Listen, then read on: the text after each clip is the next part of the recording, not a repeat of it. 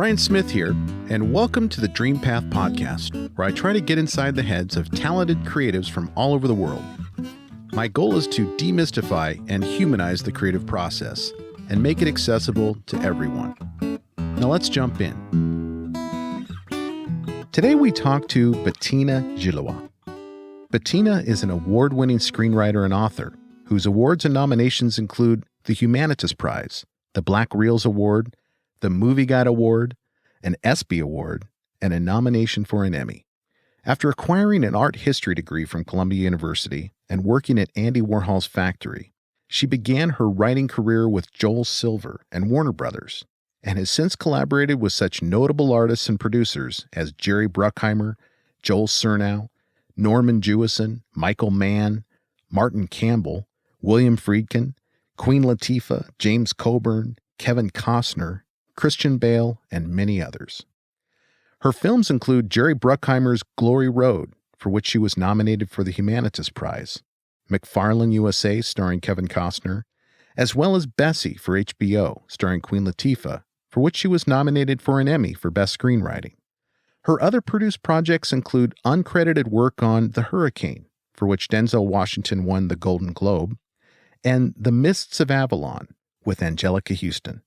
In addition to writing screenplays, Gilois has authored several books, including Mi Vida Loca, The Crazy Life of Johnny Tapia, and Billion Dollar Painter, The Triumph and Tragedy of Thomas Kincaid, both of which are being made into movies. Her current active projects include writing and creating the series Muscle Shoals, with Johnny Depp producing, the series Last Clear Chance with Chelsea Handler, the television movie Mahalia, about the life of Mahalia Jackson, as well as the movie A Million Miles Away for Netflix, about the first Mexican-American migrant worker to become an astronaut on the International Space Station. When she's not writing screenplays or books, Bettina teaches screenwriting at Chapman University and also writes about arts and culture for the Huffington Post. On this episode, Bettina talks about how she began her career in film, her philosophy on what it takes to become a successful screenwriter, and also discusses how to avoid mistakes and pitfalls that can set you back in your career as a writer in Hollywood. So please enjoy this wide-ranging conversation with screenwriter and author Bettina Gilois. Bettina Gilois, thank you for being on the podcast. It's a real honor to get to know you and talk about your career. I'm happy to be here. We're here in Bettina Gilois' home in Silver Lake, Los Angeles, and she has graciously made time for us out of a busy writing career to talk about her journey into the arts. Bettina, I've done a little bit of research on your background, but can you tell our listeners how you got your start in the film industry? Yes, it was a little bit of a convoluted path. I moved from Berlin, Germany. It's part of the randomness of life, and in a way it's part of exactly the way things are supposed to happen. I came to New York with barely a plan, just applied to Barnard College and was accepted. And at Barnard, Columbia University, there was a television station that was basically empty. Nobody was using, and I don't know how or why at this point, but I got the idea that I was going to do an interview show for a couple of years out of this television station, and I produced and directed it and interviewed people in the arts. And on a practical level, I just thought, well, if I interview a bunch of people for 2 years, surely I'll get a job by the end of it. And ironically, my first interview was with Slava Zuckerman, who did Liquid Sky, and Andrew Saris, the film critic. And Slava Zuckerman was my first job right out of college, and he was directing a film. And I traveled with him to Berlin to do research for a World War II movie. And I had grown interested into film because I studied art history. I was writing, I was painting, and I was also doing music. I was kind of doing everything, and sometimes that's a curse where you don't know what you're really going to do because you have too many options. And so out of college, I started working at Andy Warhol's factory as a sort of side job. But while I was waiting to be Slavat Zuckerman's directorial assistant, I thought, well, I've got some time. Why don't I write a script? And that's how it started. Wow. So you're at Barnard. You moved to New York from where? From Berlin, Germany. Okay. So were you born in Berlin? I was born in Konstanz, Germany. That's on the Swiss border, Lake Constance. But by the time I was 5, we were up in Berlin. Yeah. My father established the computer science department at the Technical University of Berlin. And from there, he did a lot of university hopping from Berlin to MIT, Berlin to University of Minnesota. So we had a lot of back and forth. So I grew up half American, half German. That's why I went to a German-American high school, the John F. Kennedy School in Berlin. So by the time I did a couple of years of college at the University of Maryland, outpost in Berlin, transferred, just came to New York. Somebody gave me the Village Voice. I looked at it and I said, I'm going to New York. That was it. Yeah. And so everything somehow in my life has, to some degree, transpired in this way. I look at a Village Voice, I say, I'm going there. I see an empty TV station, I decide I'm going to, and everything leads to some kind of, giant, fateful change in your life. And that fascinates me because I write about people's stories and about people's lives, and the trajectory of people's lives fascinates me. It always has. How every decision that we make at some point, where those turning points are, where this fork in the road is, and what you decide will determine not just the immediate future, but literally the path way into the future. So at this point, because I've been writing about real people's lives for 30 years, I have something that I just call story logic that applies to life. I literally see that lives transpire in a way just like stories do. So in real life, I will have a friend ask me, something terrible just happened, and what if this happens as a result? And I say, no, that's not going to happen because that's not the way the story goes. I can literally sort of predict. I say, tell me the beginning and I can tell you the ending. Yeah. Story logic that applies to real lives. Yeah. Yeah. To humanity. Absolutely. I think in some very strange way, our lives really are stories, and there's I have a theory of there's an electromagnetic process to life. We are energetic beings, and when we talk about people, we talk about them in terms of energy. They're energetic, they are powerful, they're in charge. Many, many words that we ascribe to human beings have to do with energy. And I put this in one of my scripts. Electromagnetic energy works along magnetic poles, so you have this polarity, which is also part of story always. You always go from opposite to opposite. You start on one side, you have to end up on the other. That's how a story works. The most satisfying story will always end up on polar opposites. And you have these laws of attraction and repulsion through magnetism. So like rags to riches, riches to rags. Always that. Yeah. Yes. And also in life and in story, what you pursue will run away. And what you run away from will pursue you. It's literally, that's the nature of all stories and life. So I personally have found that it's best not to run after things or run away. It's best to stand still and just simply see your life as however you want it to be, because there's a Native American saying, any force, no matter how concealed, begets resistance. It's the same thing. And I would say any resistance, no matter how concealed, begets force. So the key is to kind of live your life away from resistance and force, and more to be in the middle. Right. Wow. There's a lot of wisdom in that. Do you think that applies also to career goals? Yes, absolutely. Like when you're chasing a dream to be a screenwriter. Do you think that same rule applies, that if you chase it, it's going to run away from you? There can't be anxiety will create resistance. It's like, I don't know if you notice, but this happens to me for sure. Any day that I'm really in a hurry is the day when all the cars pull in front of you. There's the roadblock. There's, like the detour. Yeah. When you're relaxed and you're just going to, and you don't care, then the road's all clear.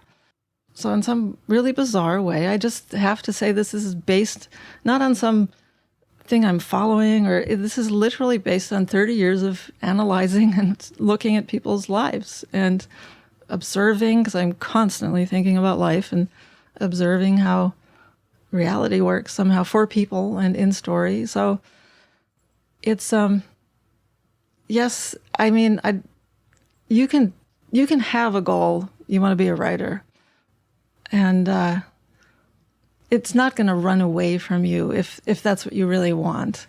Part of it is, of course, how much work you put into it. Hard work is, there is no replacement for hard work. You just can't underestimate it, overestimate it. Right. It's extremely crucial that you take what you're doing very seriously, and that you take what other people are doing very seriously. My first script that I wrote, I learned a lot from this experience. I wrote a script, and a lot of writers, and I see this because I work with young people and mentoring young writers, and you're just so happy that you got to the end. You're like, I finished. Yay, I'm done. But that's really where the work begins. And I got to the end of my first script that I wrote that moment when I said, well, I might as well write a script. And I thought, okay, I'm ready. Here, Hollywood, here I come. And I had friends that got it to an agent, and I got a nice rejection letter which said, it's not for us, but Bettina certainly has a flair, whatever that meant. And you hang on to every word. But through the back channel, I heard that it had, quote, first script written all over it, unquote. And that was devastating. I was devastated for a day. It never lasts long for me. It's like, for a day I'm bummed, and then I decided, okay, because for me, any setback, I double down extra hard on the next time. So, okay, well, the next time is not going to have first script written all over it. And then I began a quest, an absolute quest of perfection. And I wrote and learned and wrote, and I would not stop until it looked and could hold up to any professional script. And that's where you have to be really serious with yourself. It becomes a little bit, well, I don't know what the word is, frustrating perhaps, when people give you things where they could have worked a lot harder. You can see it. Yeah. And you wonder, what is it that makes people not go further? And I say this to the young people I work with, my students. You can't treat screenwriting or a career like that like winning the lottery. You can't just get to the end and say, well, I think it's good enough, and I'll see who will pick it up. Maybe let me expose it, and maybe somebody. It's like winning the lottery. That's not how it goes. It's on the page. Everything's on the page. People will say to me, how do I get an agent? And I say, by having a great script. Don't even think about getting an agent. Don't even worry about it. Not before you have the absolute best material, and then it won't be a problem. Yeah, do the work and do it well. I worked and worked and worked, and I finally found a story about a helicopter pilot in Phoenix, Arizona. I saw it on 20 Minutes or something, and this heroic kind of guy. He was the first weather helicopter man, Jerry Foster. He was really a hero in Arizona. And I just called him up.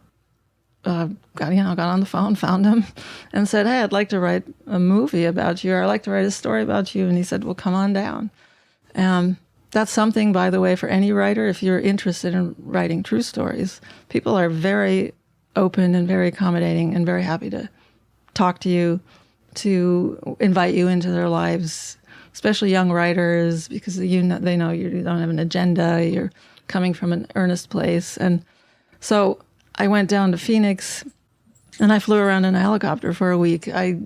We flew from downtown Phoenix to Prescott, where he had to join in the parade. We landed, he gets on his horse, goes on the parade, we get back in the helicopter, fly off somewhere else. He's constantly doing wheelies and things, trying to make me throw up, thinking this is funny because it's terrifying. But he, the reason why he was such a hero is that besides being a weatherman, he dedicated his 24 hours a day, his time in helicopter, to saving people. The Maricopa County Sheriff's Office nobody had a helicopter at that time except this television station. So he was rescuing people out of canyons, with like 2 inches on each side of the blades, like crazy stuff. Yeah. Only he could do, flying under power lines. And we ended up in Flagstaff. One of the funniest things, but this is why I love writing. This is part of what is my favorite part about writing. We flew up to Flagstaff, where he and a couple of buddies, this is what they do once a year, they rented the side of a mountain. And they had these old junker cars, completely destroyed cars, rigged and up at the top of this mountain on these triggers, and so that they could be released and rolled down. And then at the bottom, they had an armada of weaponry, machine guns of every kind, and size. I got to shoot a machine gun at a rolling car, basically. Now, where else, when else do you get that chance? This is like, I'll never forget that moment, and had a weird deja vu feeling too. It's like, what? The kick back from the gun or whatever. It was just, but I shot at the car and it was fun. It was crazy. When do you get to see these kind of adventures? So besides just being able to immerse into lives and seeing these things, also getting to know people and really understanding them emotionally. And he had a interesting, fascinating story, and in any case, he's the one I wrote about. That script didn't have first script written all over it. In fact, it was really solid. I had one script. I got it to one producer who was a friend. He said, I know an agent. I'll show it to the agent. That was Ari Emanuel, of all people. The Ari Stone or whatever, Gold from Entourage. Entourage, yeah. That was my first agent. He said, we'll represent you based on reading the script. Wow. So what brought you into, you studied art history, and then you started interviewing artists, and but what brought you into writing? You could have gone to visual arts, to painting, to performance arts, conceptual art, to music, and but you chose writing. What was it about writing that was calling you? Writing's always something I did as a young kid. Oftentimes the thing I wrote would be read to the class. So there's some indication that this was an inherent talent and gift that I had, an interest. It's just that I liked all these things. And even once I really started at 30, basically, finally writing all of this, just about. And before that, I was still doing music, and I was still doing art as well. It was one day I got a job. It wasn't 30, it was a little earlier. But I got hired by Keith Barish and Arnold Kopelson because they were doing a helicopter movie. And since I had just done all this research and I was now the helicopter expert. Oh, that's right. With Nicolas Cage, is that? Yes. Yeah. Well, if I can say that, possibly the worst movie ever. But I learned... And what's the name of the movie? It's called Wings of the Apache, or Firebirds. It was first Wings of the Apache, and it turned into Firebirds.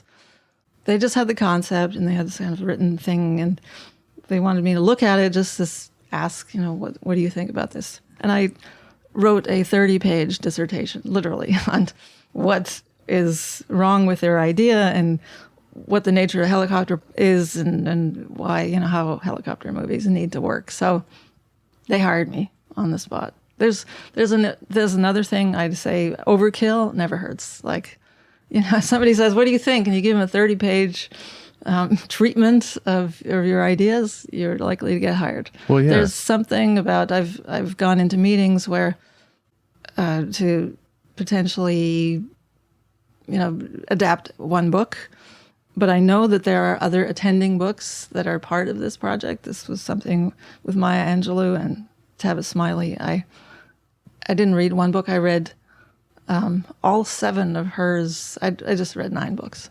And nobody else is going to come into a meeting and have read 9 books, basically, and be that prepared. Overkill is a really good strategy. Well, you're going to make yourself stand out amongst all of the other candidates. I mean, you're working that hard.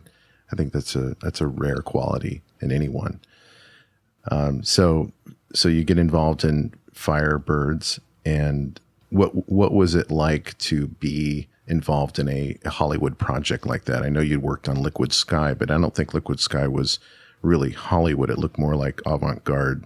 Yeah. Very, very abstract. I don't know if abstract's the right word, but it was high concept. Is that what they call it? Or I think avant-garde is a pretty good word, actually. Yeah. What you're saying. I learned a lot working on Firebirds. After I wrote that dissertation, I was hired, and I was I saw this movie through from a development point of view and on set through the script from the very beginning to its release. And I was part of finding the first writer. I was part of overlooking the script once it came in and giving feedback on the writing. I was also reading other scripts. Some funny story. Keith Barish handed me a script the time that the company got, and as a submission, he said, "Have a look at this. I don't get it, but I don't know. Tell me what you think." And it was Die Hard. I read it. I said, "This is great. This is insane. What do you mean you don't get it?" So funny. Wow. How people, so you see the script and I saw it. I read Die Hard before it was ever made, and it was on the page. Clearly, this is like a great, fantastic story. It was all there. Yeah. And so that was, it sounds like your entrance into the Hollywood film industry. And have you stayed there ever since Firebirds? It took me a few years to actually move to LA. Once I got my agent, I moved. I was in New York the whole time. I would come to LA, work on Firebirds, be on the set in Tucson, a lot of Tucson, on locations in Texas. I really kind of commuted for 2 years. But then once my script was ready, I got the agent. I finally came here full time. Yeah. But I didn't want to expose, after that first time, the first script written all over it, I will tell anybody, it is not. Don't look at it like winning the lottery. If you put out a script that is subpar of even the best work that you're not even aware that you're capable of yet, it's going to expose you and put you on, you get put on a list, and writer so-and-so bad. Right. And it gets hard to recover from that. It's not worth it. It's important not to be impatient. It's really important to not think, just, well, let me see. Let the outside tell me. You must know from your inside that that you can stand by this work that is comparable to anything out there. And the way that I often do that, and I recommend doing it, is to look at other scripts as much as possible. Read other scripts. If you're writing screenplays, have your screenplay. I literally sometimes do that myself. I have mine on the left side of the screen, and I have Aaron Sorkin, let's say, on the right side. Yeah. And you can look at scenes. Why does that scene in Aaron Sorkin's movie work so well? Why does that? What is, deconstruct it. Look at, how does the drama flow? How does the dialogue work? What is being established? What is being characterized through the characters, revealing themselves? How does the dialogue work? And then compare it to yourself. How does the description look? How many, I have people, I will say, never more than 5 lines in a paragraph. it's just too dense. For dialogue or for action? Dialogue, you'll have the speeches, and of course that's okay. But for action, never big blocks. Because before Firebirds started, I did a lot of reading of scripts, and one of my first rules is never bore or torture anyone with your script. That's like, it's not even that you make it good.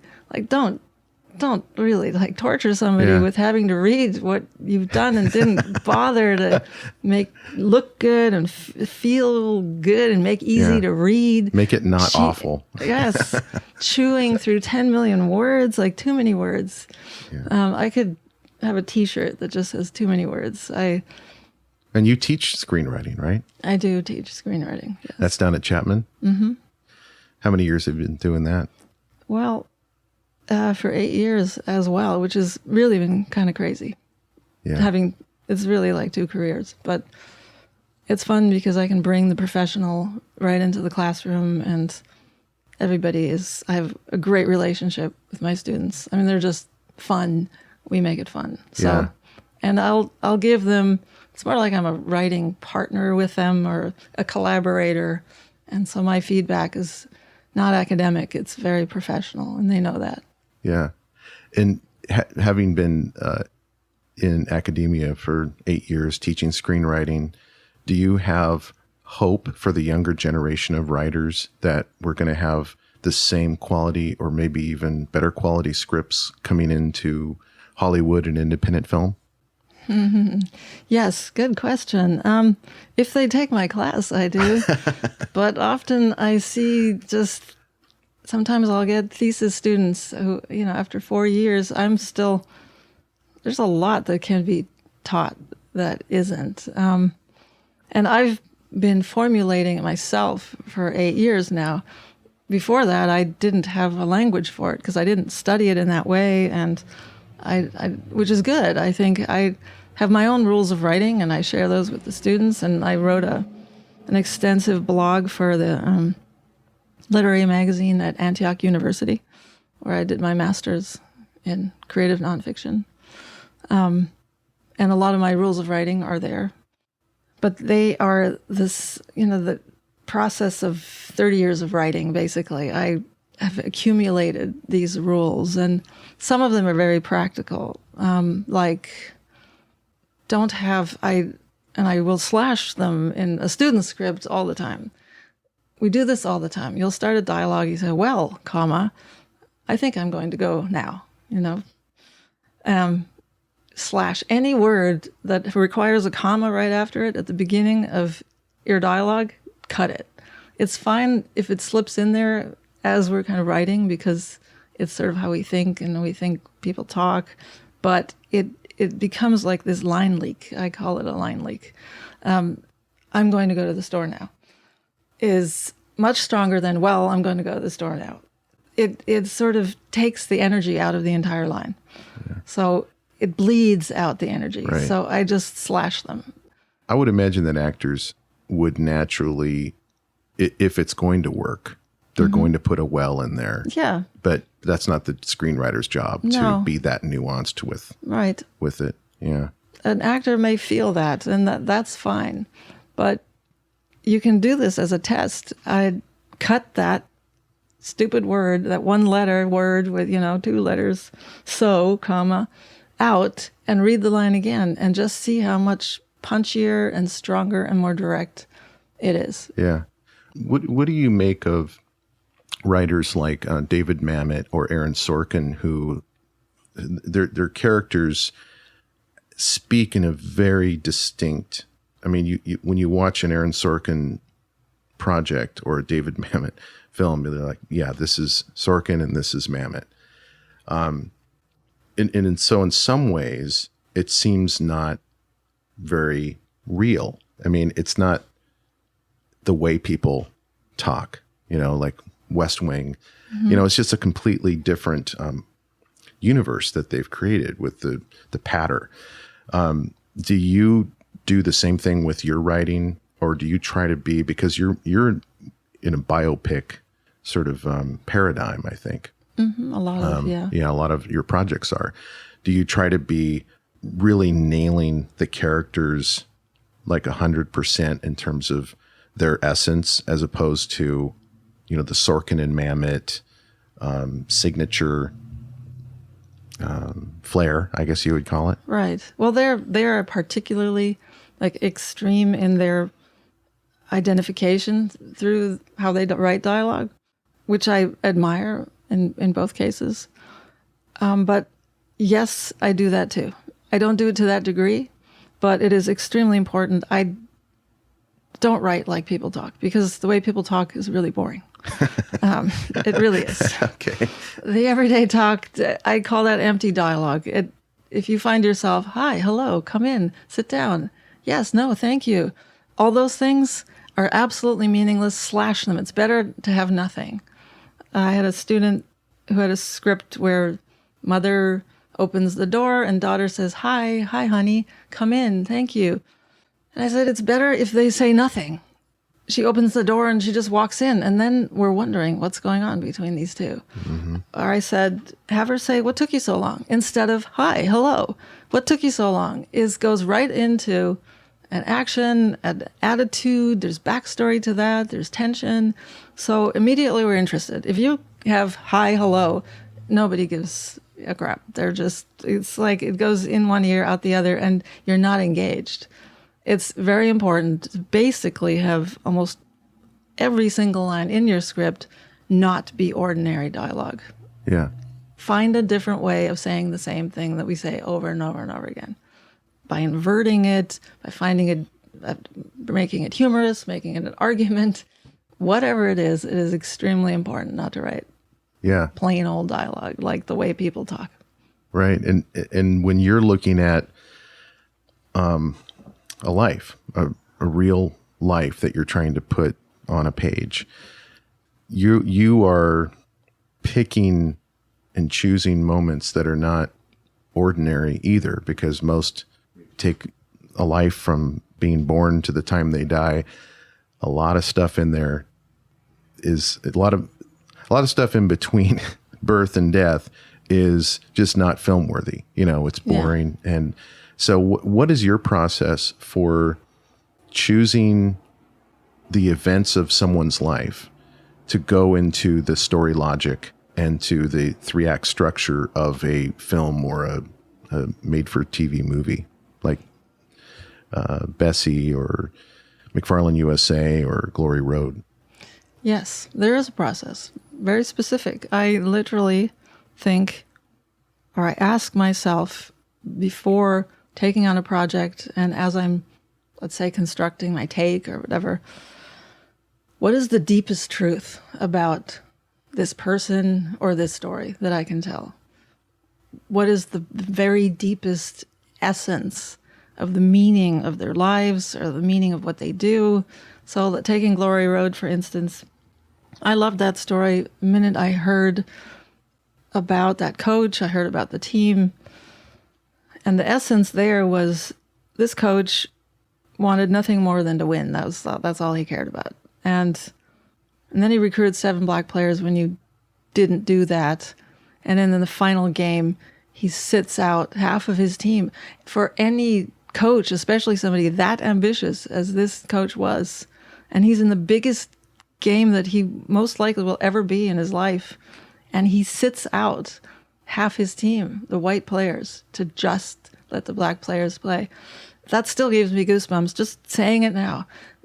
The extraordinary thing about what he did, he wanted nothing more to win, and then in the end he sacrifices everything because he realized that there are more important things than winning for these kids. And the white players sacrificed their chance at playing in this one game they would ever have for their black compatriots. And all of that, you know, the sacrifice and the loyalty and the support of each other. And then, of course, the victory for these an all-black starter team that has never been seen on court. And it's the first time that it's televised, and it's being televised all across the country. That was just, extraordinary. And it changed the world. And so it was always about that moment for me. It was about the moment when he decided to sit out half the team and what all of that meant. And after that, you look at each character and who they are in their core. I basically approach not just my characters, but it's become a habit. And I think it would be great if we all did this all the time. Because if you look at the essence of someone in your life, it's too late by the time you're at the funeral and you're writing the eulogy, and then you think about who they really were in their essence, and then you can really see who they are and what their life meant. Yeah. Their life means that now when they're alive. And all those little things, and that's why I edit out all the little things that don't matter in writing. Everything that doesn't serve the core principle and that core meaning of what their life meant and what they did gets left out, is just irrelevant. Everything that serves that idea is left in. And we can look at other people in our lives in the same way. We can actually remind ourselves. If we were writing the eulogy right now, we'd probably see them much clearer than we often do because we get lost because of dumb little things, where the shoes are left at night or the toothpaste or those things. That is so profound and true. So how did you go about finding the deepest truth for Bessie Smith, someone who died in 1937? There was a limited amount of research that was available, but when that story first came to me, I was struck by one thing, and that is everything I tried to look up about her. The first sentence was always like, Bessie Smith was a crude and violent woman. She was it was so insulting. Just in the first sentence, it would be the first thing they would say. Bessie Smith wrote almost all of her songs. She literally changed the blues by her. It was her voice that started everything. She influenced so many people. She was so brilliant.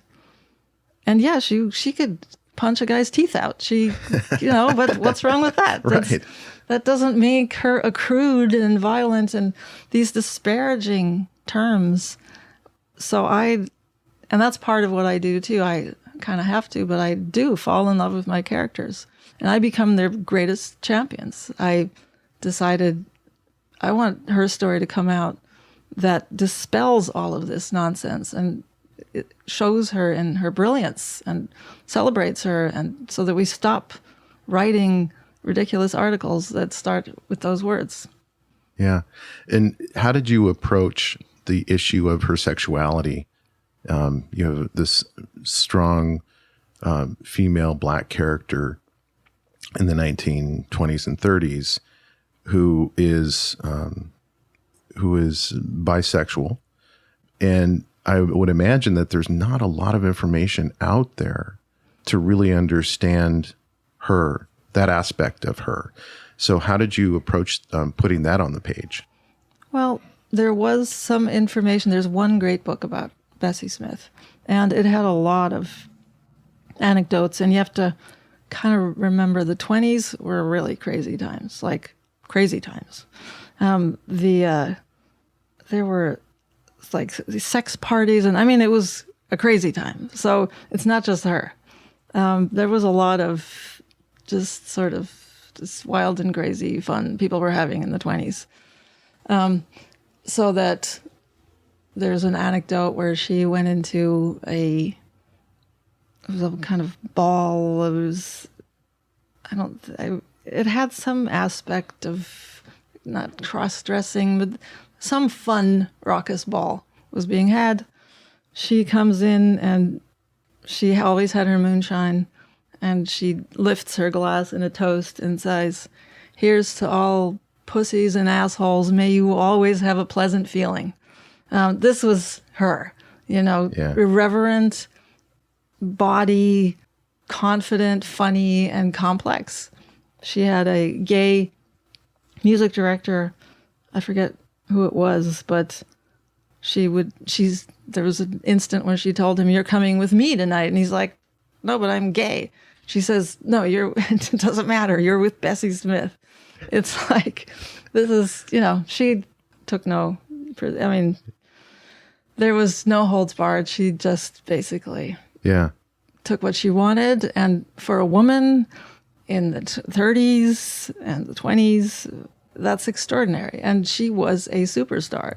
She completely managed her own career. She had her own train.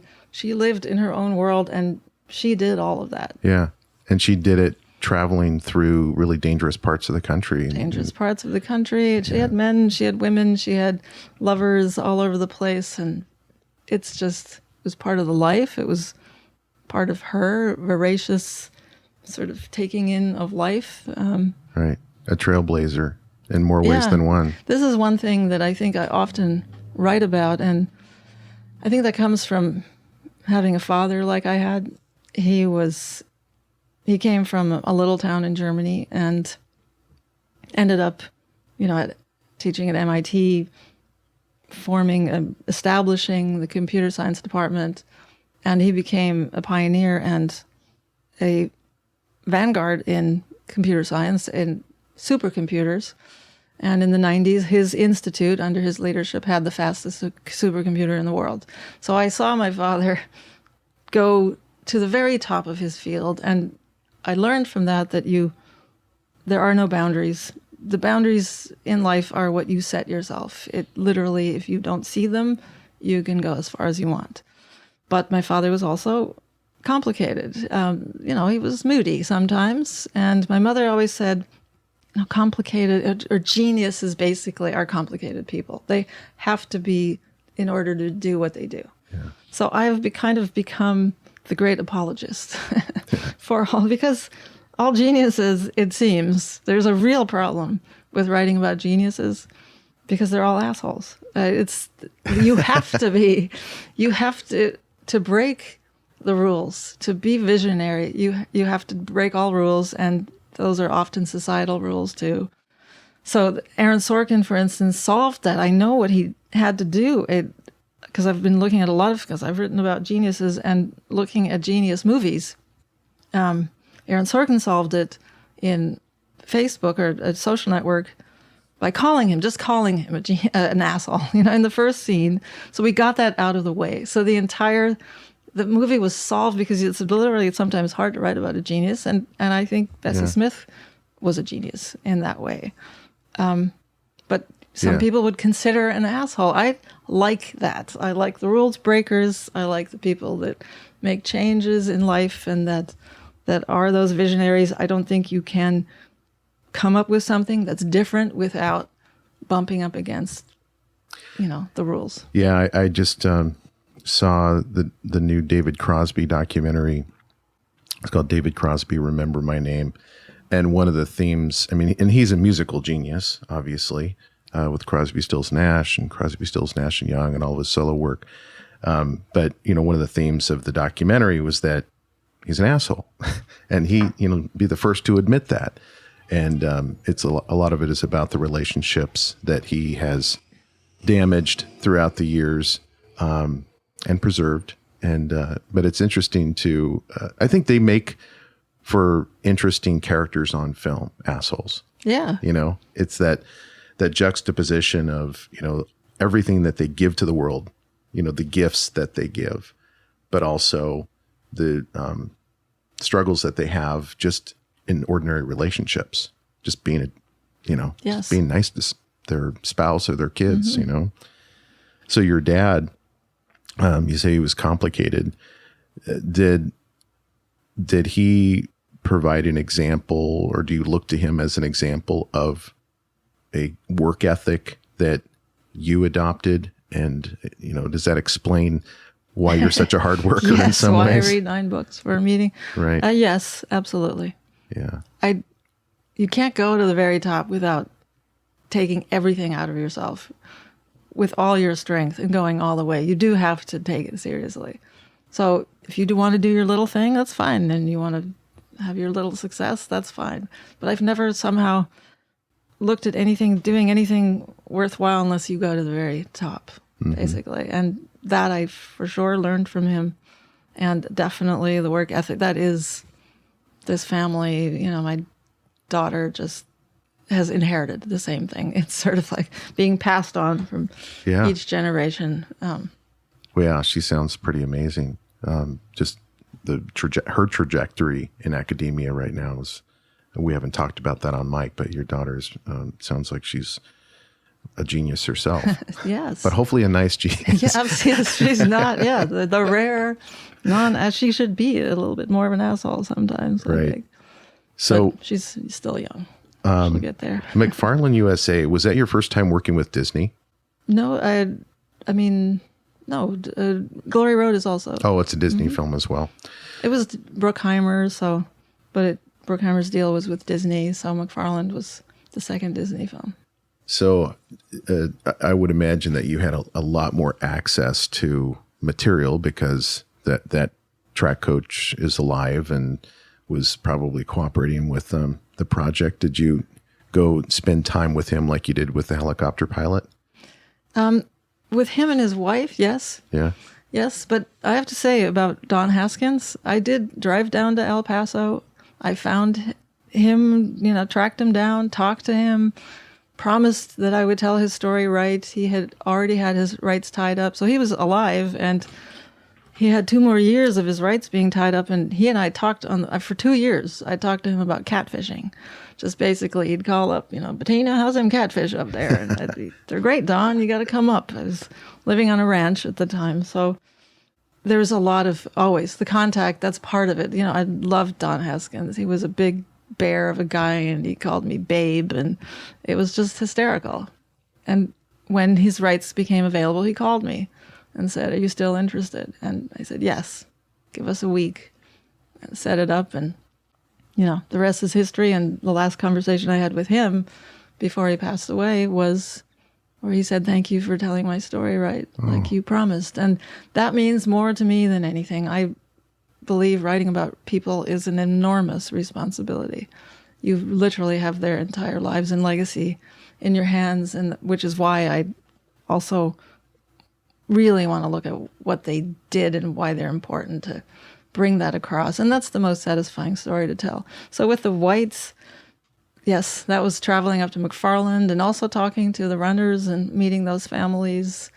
So absolutely, there was a lot of that, a lot of going up there to McFarland. It was close again. And by that time, I'd already lived in New Mexico for 10 years. So the Hispanic story was very familiar. I lived on a ranch had a ranch for 8-10 years, and a Mexican family living with us. Their kids grew up with our kids, and so I love real worlds, and that's partially. I also do a lot of work in sort of ethnic and cultural voices, underdogs, and I think part of that is from coming from Germany, because I don't have the sort of maybe inherent, just whatever prejudices might be even unconsciously embedded in this country, I didn't grow up with. So I come with a real blank slate as to how I see people. But when I came, I was 7 years old the first time. Went into second grade. I knew the words yes and no and nothing else. And kids threw rocks at me at the bus stop because they thought I was stupid, because they would talk to me and I would just stare at them because I didn't understand them. I think I'm still an outsider a little bit. I understand the outsider in that way. I understand the underdog. And it's what drives me with more passion than anything, to bring about justice, to right wrongs, to undo things that shouldn't have happened, or hail the unhailed, and tell the real story behind what you didn't know. Mm-hmm. I absolutely love that. And now, if it doesn't mean something, it holds no interest to me to tell that story. Yeah. So with a project like McFarland or with Glory Road, where you have to go spend time, you don't have to, but you choose to spend a lot of time with these people. And do you, at that point, when you're talking on the phone about fishing, or you're going up to McFarland and spending time with the Whites, you're committing a lot of precious time to something that's not very tangible, right? I mean, you're not typing out words on a page. You're dedicating yourself to understanding them and their story. But at that time when you are with these people learning their story, do you already have a deal in place so that you know that it's going to pay off at some point, or that you're getting paid to do that? Or is this all like speculative work that you're doing? It's a little of both. It depends. In the case of Glory Road, it was speculative. It was just being a normal person finding him. Same with the helicopter pilot. Yeah.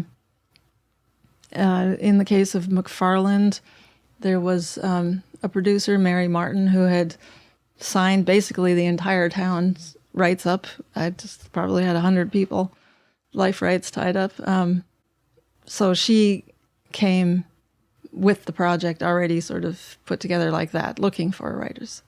So in that case, it came to me. I'm looking at the things I'm doing now. I'd say half of them I engender, the other half comes to me. Yeah. It's kind of like, you have to be proactive.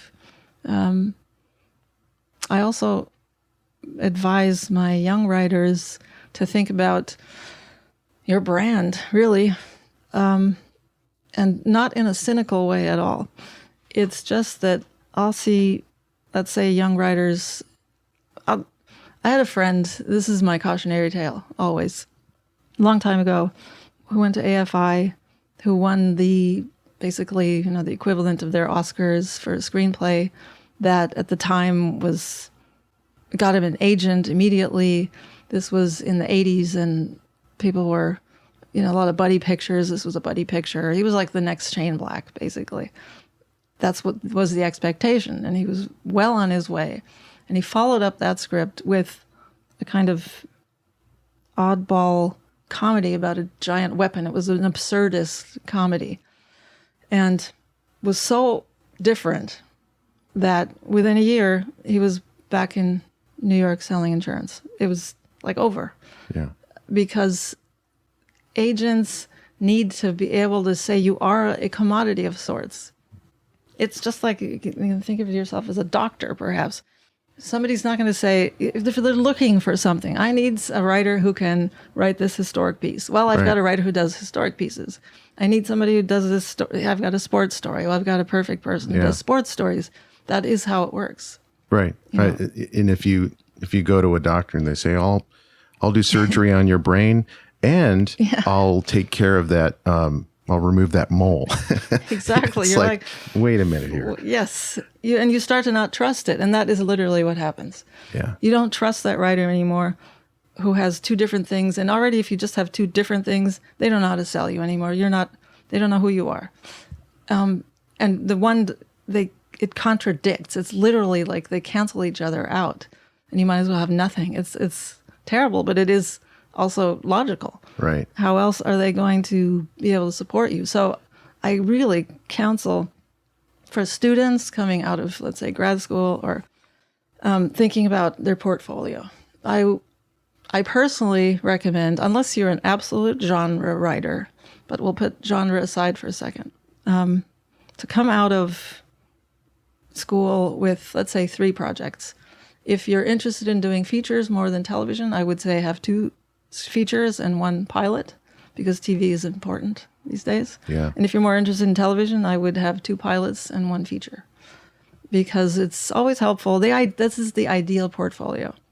And then to avoid this cross-referencing, because if you have 2 scripts and one is great and one is not so great, they'll always give it to the worst one, always. The good one will seem like the accident, and the bad one is the real thing. That is, just know that this is how it works.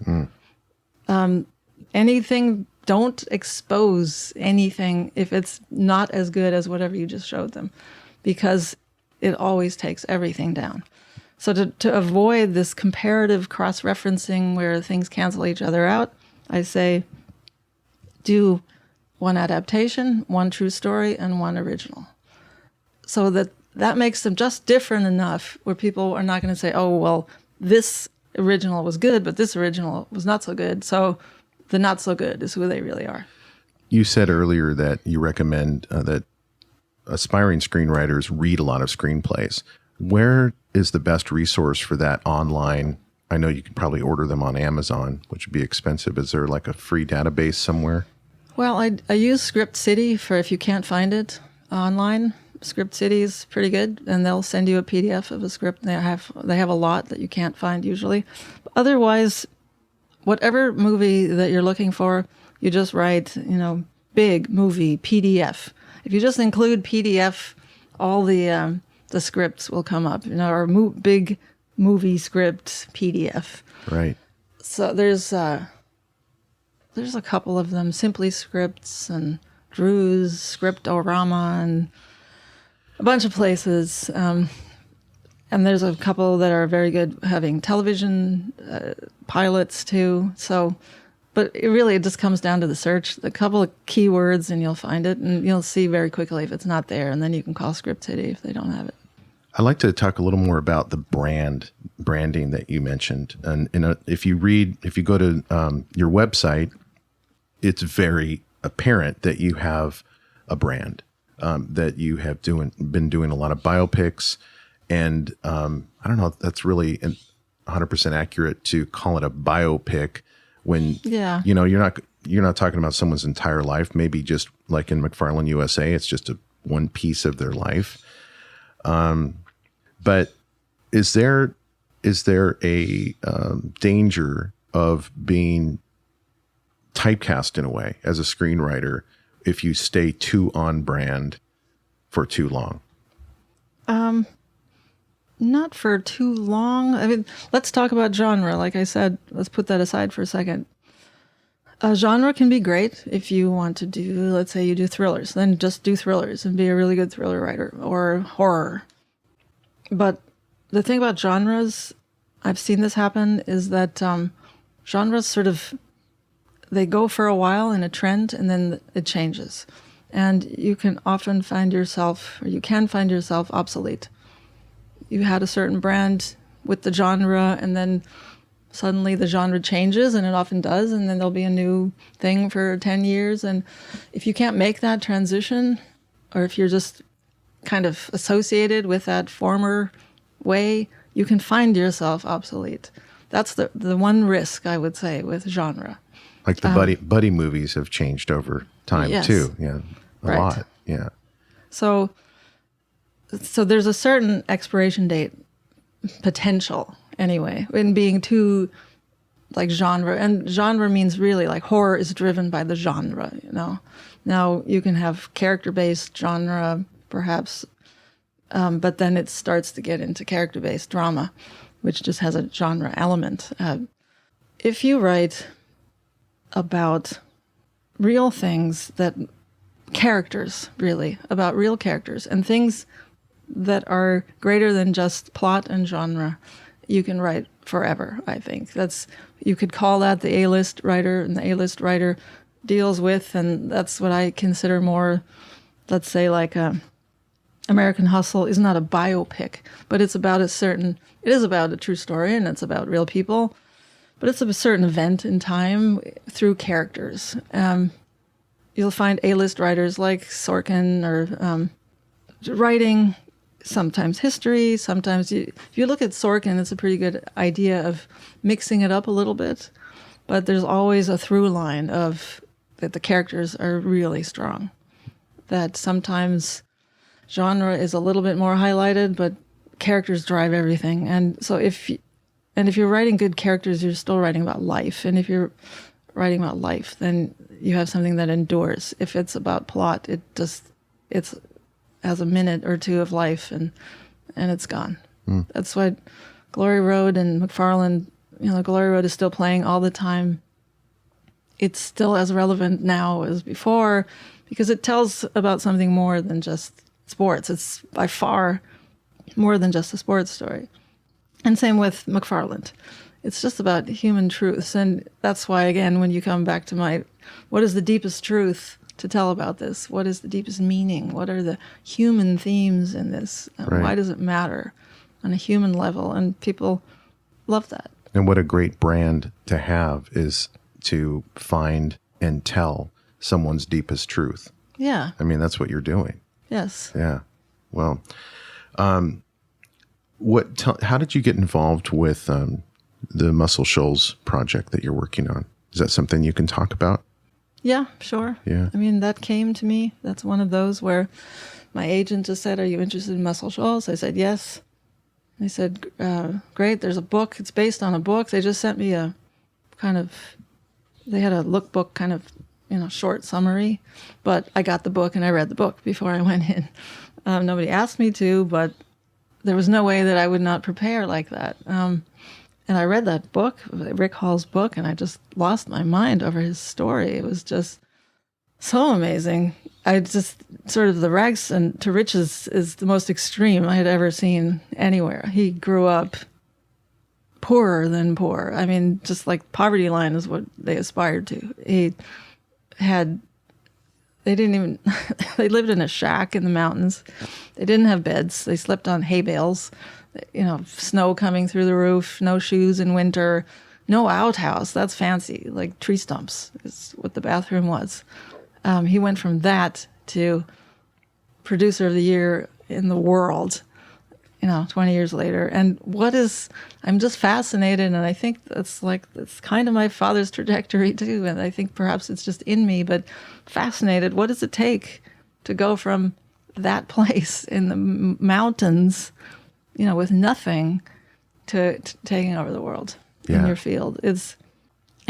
I talked to him a lot, and he passed away before I was able to start writing, but it was in the process. But I'm really happy to have had the chance to talk with him, and I'll never forget him singing "I Did It My Way" to me over the phone. That's like unforgettable. Oh. An awesome moment.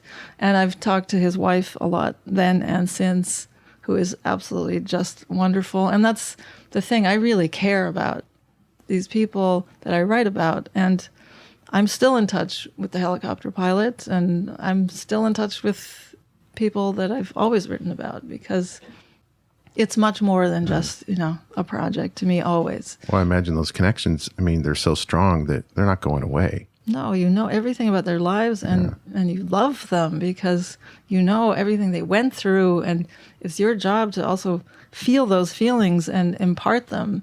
That's the thing, that you experience their lives along with them to really write it adequately. And is Johnny Depp involved in that project somehow? Yeah, he's an executive producer. His company is a part of it, and Nancy Wilson is doing music. So yeah. And so how do you, as a writer, incorporate the executive producer and the music supervisor or composer into your story, and the ideas that you put on a page? Well, as a writer, first of all, I did a lot of interviews. I went out to Muscle Shoals. And then I do my fanatic research, because it's not enough just to do a little bit of surface stuff.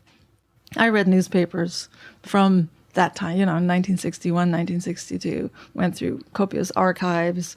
I look at advertisements of the time. I look at what were people thinking and what was important to them, what's on the front cover, because it tells you so much.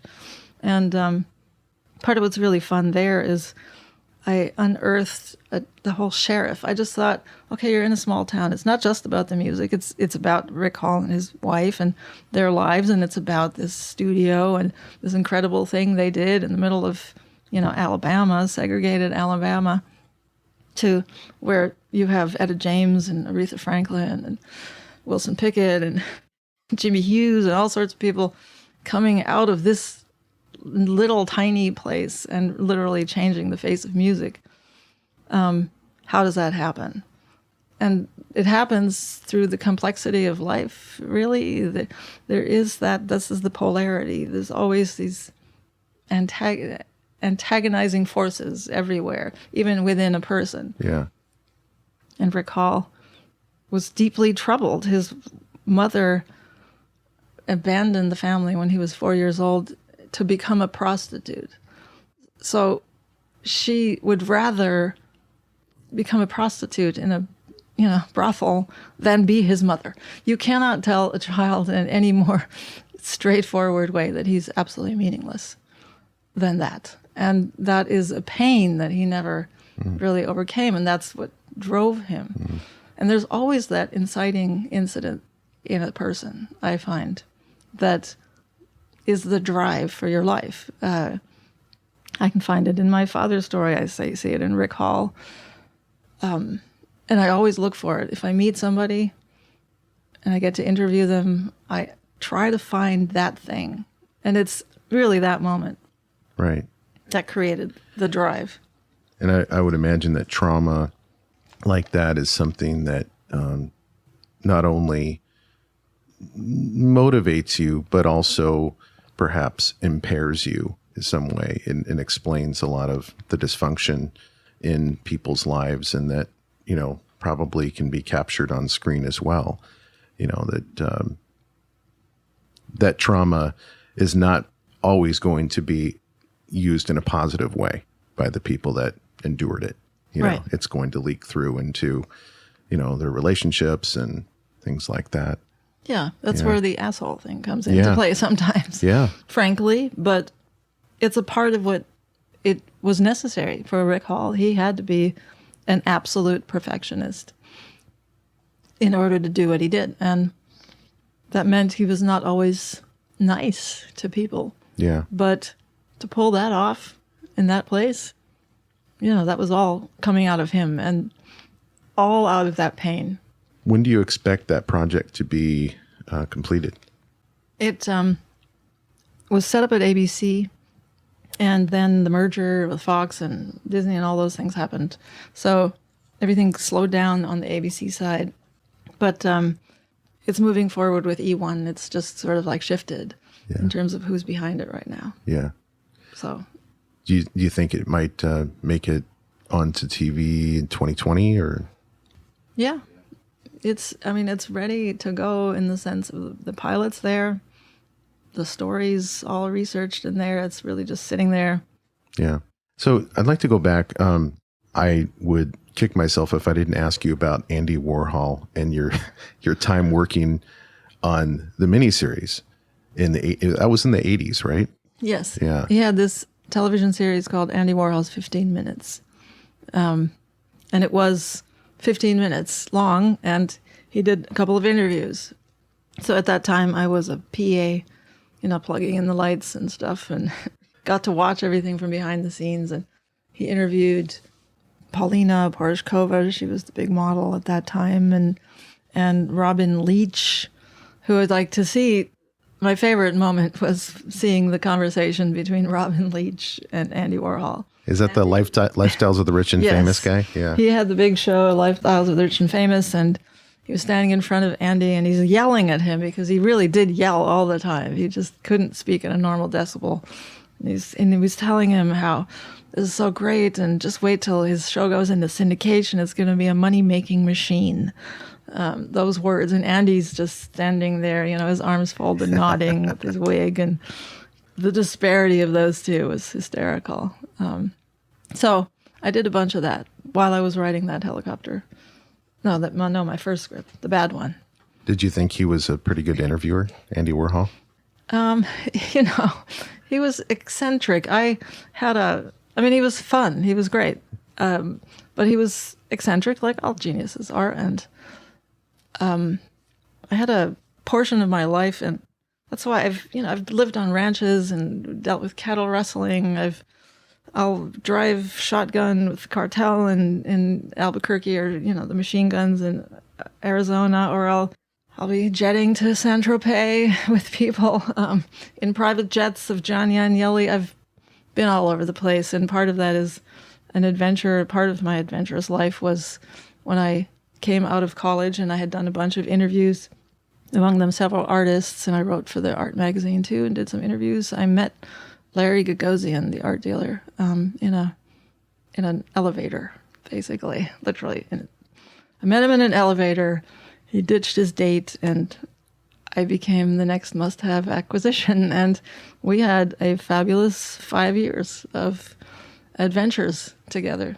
I lived with him down in Soho and then uptown. And it was his rise at that time. He was the guy with a bunch of unpacked boxes in a loft who ended up with the de Menil townhouse with the butler and the maid and the pool and everything. Yeah. And so I was part of that as well. And that's where Andy, the reason why I'm telling that is, well, I got to see some extraordinary things during that time too. And that's part of me, really. I will always throw myself into an adventure no matter what, because I'm just voraciously curious about life and about people and about everything. Right. And Andy had a show at Larry Gagosian's gallery down in Soho. They were called the Piss Paintings at the time, these copper paintings that were modified through urine somehow. But there was a dinner after the show, after the opening, and I sat next to him at the dinner with Andy. And later that year, his diary came out, or within a year or something. And everybody bought the book and, looks up in the index, where am I in this diary? And Larry Gagosian was in the diary where he says, whatever it was, Friday night, date so-and-so, went to Larry's opening of the Piss Paintings, or whatever they're called. But there was a dinner, but he didn't invite me, so I went home.